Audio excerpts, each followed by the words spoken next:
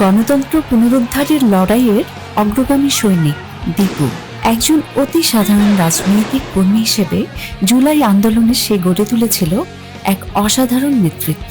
সেদিন খুব ভয়াবহ একটা পরিস্থিতি ছিল আন্দোলন 4 আগস্ট। চারদিক থেকে আপনার শেওড়াপাড়া থেকে বলেন, মিরপুর 2 থেকে বলেন, এদিক দিয়ে 11:30 13 দিক সব দিক দিয়ে 4 সাইড থেকে আমাদেরকে ফায়ার বা টিয়ারশেল ছুটছিল। তো ওই পর্যায়ে আমরা এক এক সময় দাওয়া পাল্টা দেওয়া, এক এক সময় এক এক সাইড যাচ্ছিলাম।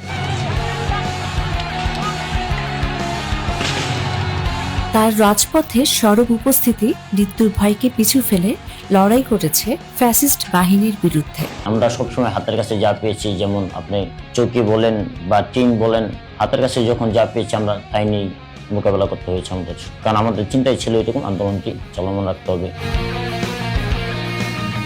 4-5 বার আমি সামনে যাওয়ার কারণে আমার পুলিশ ও ছাত্রলীগ আমাকে টার্গেট করে আমাকে ঘেরাও করার চেষ্টা করে। তো সেই মুহূর্তে আমি নিজে দেখতে পাই যেভাবে আমার টার্গেট করা বা ঘেরাও করা হচ্ছে আমাকে, সেখানে আমি থাকলে 10 সেকেন্ড থাকলে আমার মৃত্যু অনিবার্য। একটা সময় হয় কি, ওই চোখের সামনে আমার সাথে আরো 2টা ছেলে ছিল, একটা ছেলে হাতে গুলি খায়। আল্লাহর অশেষ রহমতে সেখান থেকে আমি বেঁচে ফিরি।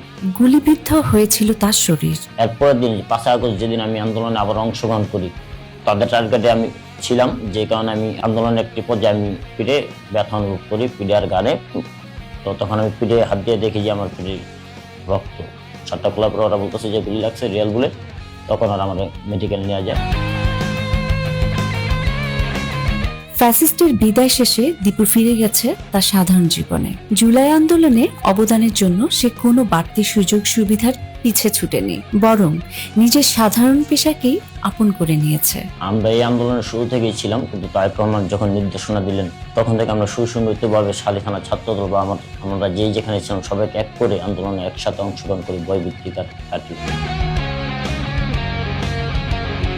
24 গণ অভ্যুত্থানের সবারই ভূমিকা আছে। ছাত্রদলের একজন কর্মী হিসেবে মনে করি এটা কোনো দলীয় সম্পদ না, এটা দেশের সম্পদ, জনগণের সম্পদ। কিন্তু বাংলাদেশের জাতীয়বাদী দল অনলাইন থেকে নেতৃত্ব দিয়েছে, এটাও স্বীকার করতে হবে, অস্বীকার করা যাবে না কোনোভাবে। দীপুর আদর্শ ও নৈতিকতার আলো ছড়িয়ে যাক বাংলাদেশের সকল নাগরিকের মাঝে।